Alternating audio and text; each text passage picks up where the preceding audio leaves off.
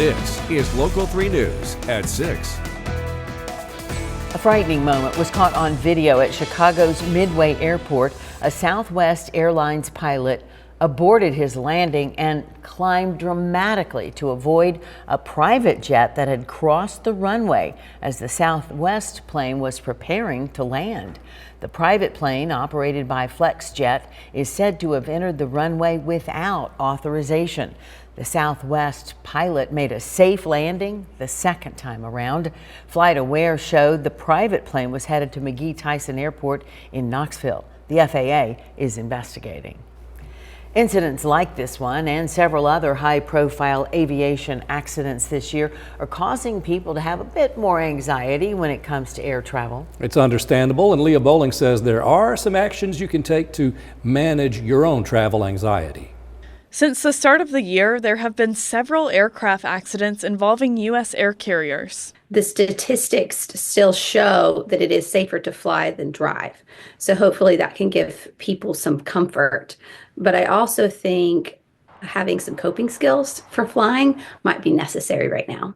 Katie Burns, a licensed mental health therapist, says when it comes to anxiety, remember the 3 A's. Avoid.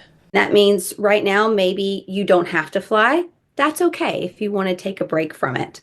Adjust. Adjust would mean adjusting your mindset and thinking about, all the wonderful things that flying gives us, where we can travel and see family. Maybe we have to travel for work, or maybe we want to engage in other cultures. And accept. It's telling yourself that you're going to fly and trying to minimize that time that you spend worrying about flying and just saying, it doesn't matter, I'm going to fly and I will utilize my coping skills to help me through that day.